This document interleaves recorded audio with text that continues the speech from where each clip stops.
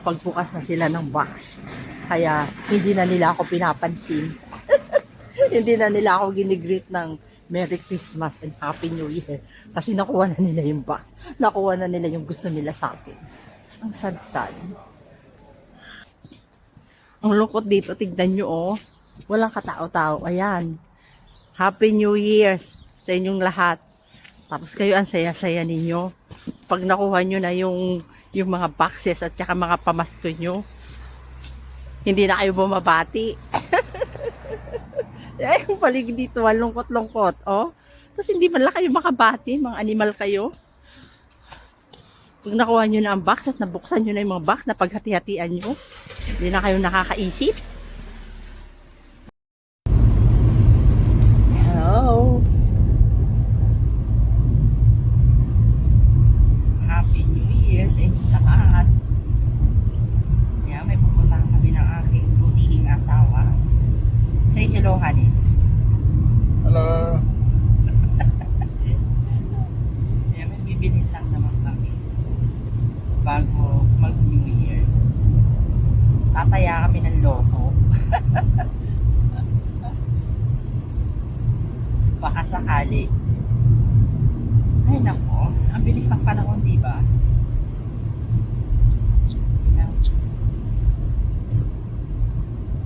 Nahihirapan siya sa araw. Masyadong masina. Ako nga, hirap. Napakaano ng araw. Parang ang tindi ngayon ng sikat ng araw. Alam mo, talagang nakakasilaw siya. Iba na talaga yung panahon. Parang ang lapit-lapit ng araw. Ganun yung pakiramdam ko. Okay, go. Go, honey. Go, go, go. Nakakasilaw. Kaya delikado to yung mga ganitong ano ng araw. Delikado to kapag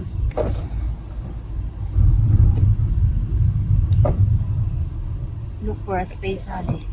There's no space on the first and one. Meron kasi kami space talaga na pinagpa-parking. Doon lang kami lagi nakapark. Okupado na. So maghahanap siya ng iba. Kaya pupunta kami ng peso. May bibilin lang ako. Tapos tataya ako ng loto. No, hindi pala ako siya. Ayan. So,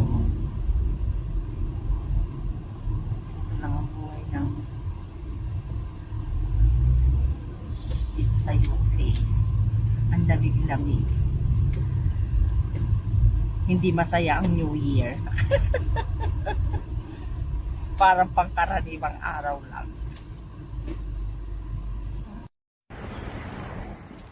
Ayan, bibili ako ng onion bhaji at saka bombaylo. Bombaylo. Ewan ko nga ba, ba't gusto yan ng asawa ko? Di ba? Bakit nga ba, di ba? Naluloka na naman ako. Ayan, para akong loka-loka dito. Nagbibideo ako mag-isa. Hindi pa naman matao eh. Kaya okay lang. Open sesame. Tataya muna ako ng loto. Alam niyo yun. Tataya ako ng loto. Sandali lang. Niintay ko lang yung ticket kong matapos. Walang scratch card. Naubos. So wala akong scratch card. Ano natin dito?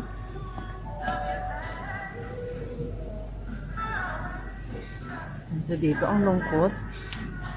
Samantalang ito, kung sa Pilipinas to, ngayong 31, ang daming tao. Ngayon, walang katao-tao dito. Tignan mo naman. Parang ako lang ay nandito. Walang katao-tao. Kuha tayo ng ng basket. Dahil bibili ako ng bombaylo at saka ng ano nga ba yung isa? Onion bhaji.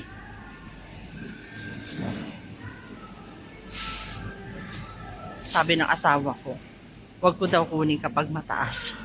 Baka daw hindi ko upload. Kasi nga minsan, nasa itas. Ang ganda nito, oh. Ayan, oh. Ang ganda, no? Ayan, oh. Ang ganda niya. How much? 65 pound. Marami ng sales dito ngayon yan. Napasuot na naman ako dito. Matatagalan na naman tayo nito. Ito may ganito ako eh. Ayan o. Binili ko last year. Hanggang ngayon, hindi pa rin na isusuot. Marami na yung sales ngayon. Ito maganda to oh. Mga pambata. Ayan. Mga sales na sila. 50% off na siya. Kasi nga, tapos ang Christmas. Pero syempre, ngayon masarap mag ano na naman ng pang box. Masarap mamili ng pang box. Tingnan natin dito.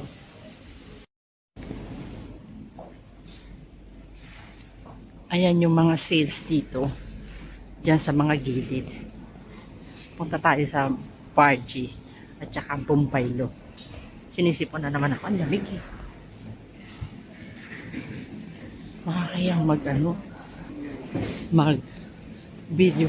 Ayan, 1650 na lang oh. Maganda kaya yung ano na yun. 1650 na lang. Kaya nga dapat talaga dito tayo. Hanapin natin si Onion Bargy. Hindi yan. Dito yun. Ang laki ng mukha ko. The reviews. Ayan. Dito. Ika muna. Ito. Asan ba dito? Onion Bargy. At saka wala dito. Ngayong Bombay, potatoes, and Bargy. Nabili ko na siya. So, hanap tayo ng pwede pa natin mabili. Ito na tayo. Hanap tayo ng ating ay ang mura na oh. Tapos na yung box ko. May mga syrup na silang ganito oh. Ano na, tapos na yung box ko eh. Ayan oh. May mga ganito na sila oh. Tignan nyo. Okay, so, ganito yung pinadadala ko sa Pilipinas eh. Ayan, mga ganito. Ayan. Gusto nila.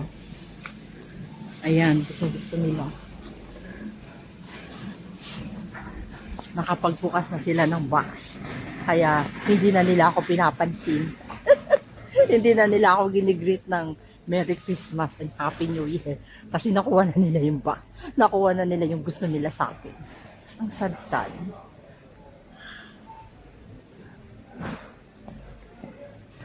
Alam niyo, nakakatuwa yung yung mag-box talaga.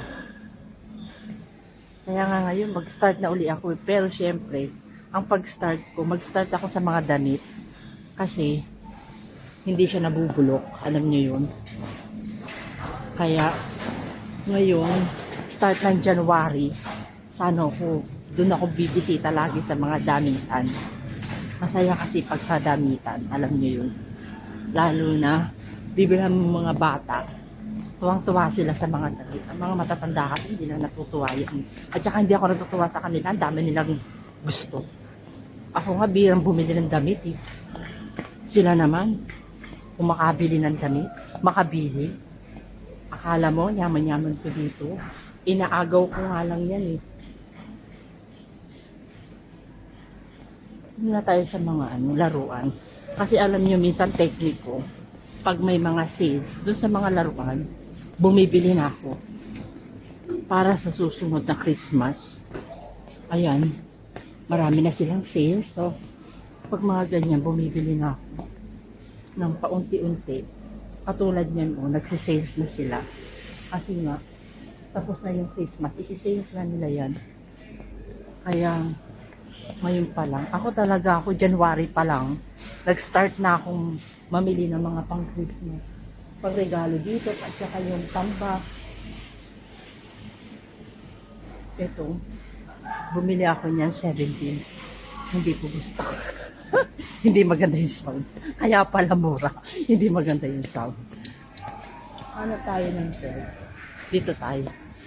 Kasi ano din. Di ba? Ang saya-saya. Ang hirap na. Saan ba tayo pwede? Teka muna, nakakahiya na. I don't know where. I don't know where they are. And that looks like the same number. It looks like Natin po.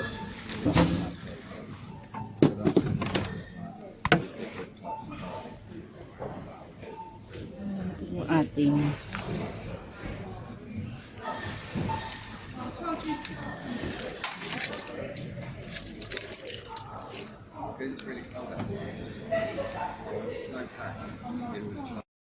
konti na yung tao dito. New Year dito ay parang pangkaraniwang araw lang talaga. Hindi siya matao. Wala talaga siyang tao.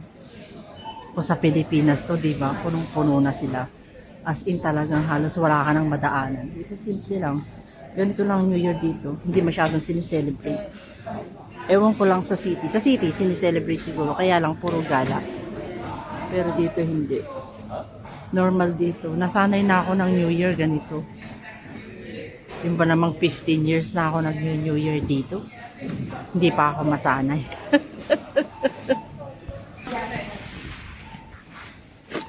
Tapos matulog si Kuko. Tapos na tayo. Ayan. Yung asawa ko nag-iintay. Sabi, tagal-tagal mo na naman. Nag-video ka na naman. Siyempre, sasabihin ko, wag mo akong ang pangit naman. Siyempre, sasabihin ko, wag mo akong pakialaman. Dito tayo.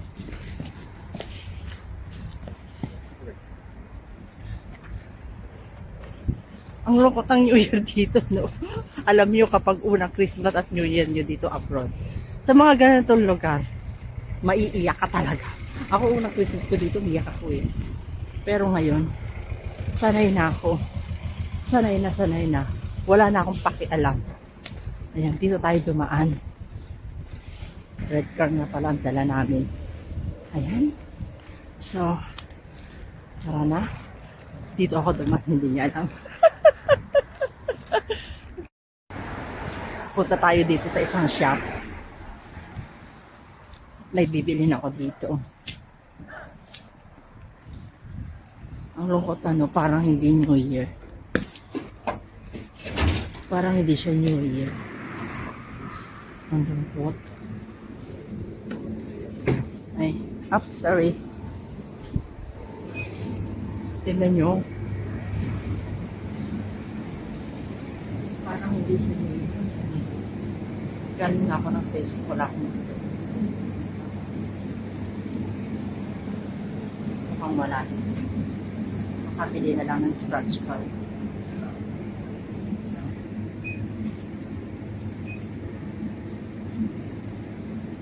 Ay, bag. So, wala rin dito. Bili na lang tayo ng scratch card.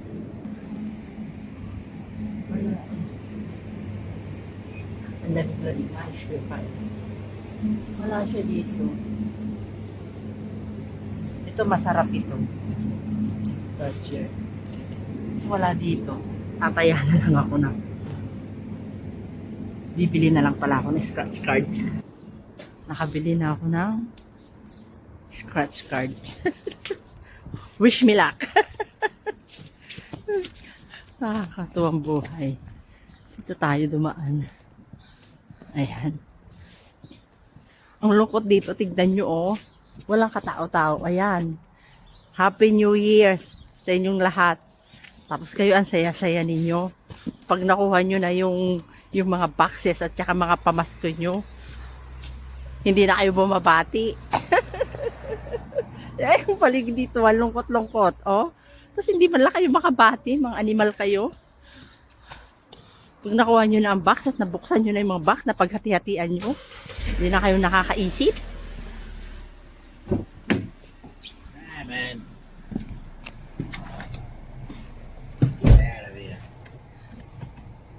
Oh, nakita nyo na kung gaano kalungkot. Pauwi na kami sa aming home sweet home. Look at honey of balloons.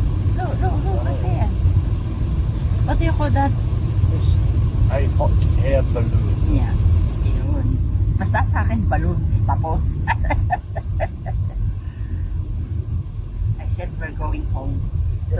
Home sweet home.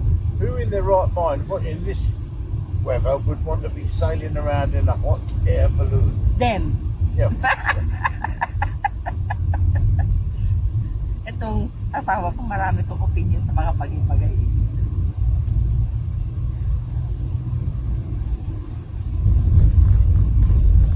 Pakikita ko sa inyo yung lugar ko, kung saan ako nakatira. Sa gitna ng kawalan. Nakatira ako sa gitna ng kawalan, kung saan walang kapitbahay. Pero happy naman ang buhay. Ayan. No one. Come. Go. Ayan. Kahit nakatira ako sa kawalan, masaya naman ang buhay. Alam niyo. Tahimik. Nakikita ko sa inyo, ha? Diyan. Tignan nyo. Nakikita nyo? Ayan. Diyan ako nakatira. Ayan. Diba?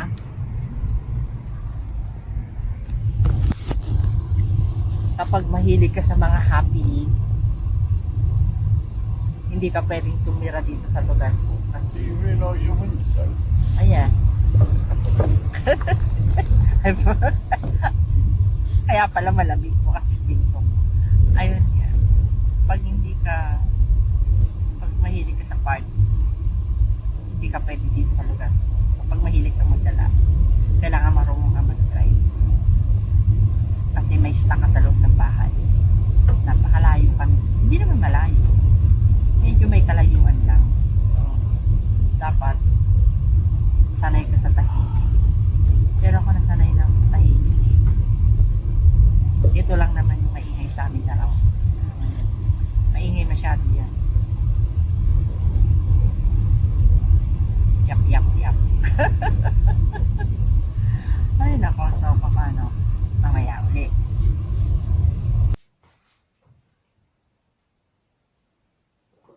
Kape tayo. Ayan, nakauwi na kami ng asawa ko. So, magpiprepare naman ako ngayon ng lulutuin ko para sa medianoche. Kagabi, nagluto ako ng spaghetti sauce at saka ng siomay. Alam niyo ba yung siomay na yan? Hindi ko ma-perfect yung paggawa ng siomay. Masarap yung pagkagawa ng siomay. Yung meat niya, masarap. Pero yung kanyang pinakabalot, hindi ko talaga siya ma-perfect. Hindi ako marunong gumawa eh. Yun ang pinoproblema ko. Hindi ko alam kung paano ko gagawin. Oh, ayun nga, magluluto ako. Every year nagluluto talaga ako. Pero ngayon, hindi na. Kasi hindi na. Konti lang yung lulutuin ko para lang sa pansarili namin. Yung asawa ko kasi, hindi naman niya kumakain ng luto ko eh. Kaya, bahala siya sa sarili niya. Okay lang kasi hindi ako pagod. Ayun. Yun nga, hindi ko sila in-invite. Ngayong taon lang na to. Kasi gusto ko magpahinga. Ang hirap kasi magluto. Tapos mag-isa ka lang, wala kang katulong. Ang hirap. So, sabi ko dun sa mga kaanak niya na, hindi muna ako magluluto this year. Tapos hindi ko sila i-invite. Kasi nga, nakakapagod. Mag-isa lang ako nagluluto. Wala akong katulong. Yung asawa ko, hindi mo yan maasahan. Wala namang alam na luto yan, kundi itlog. Alam niyo yun. Nilagang itlog. Pero itong itlog yan lang ang alam niya. Kaya, kami dalawa, mag-prepare ka ng pagkain mo, mag-prepare ako ng pagkain mo. Kasi, ganun talaga eh. At saka, hindi naman yan talaga pala utos. Ayun nga, magluluto lang ako ng, kagabi nagluto ako ng siomay at saka ng spaghetti sauce. Ngayon, adobo lang iluluto ko, at saka yung noodles ng spaghetti sauce. Yun lang. Yan lang ang ano. Tapos, bumili ako ng konting prutas. Eto, para lang may maihain ako sa lamesa ko. Ayan. Kulang pa nga siya ng isa, pero okay lang. Kasi alam ko namang swerte ako next year. Ganon dapat ang laging isip nyo. Sa susunod na taon, next year. Sa susunod na taon, next year pa. Next year, swerte ako. Huwag niyong isipin na hindi kayo swerte. Dapat laging swerte ako. Swerte ako. Kasi kapag nag-iisip kayo ng hindi maganda or negative, yun ang nangyayari. Kaya dapat positive tayo ngayong papasok na 2026. So, Happy New Year everyone! Cheers!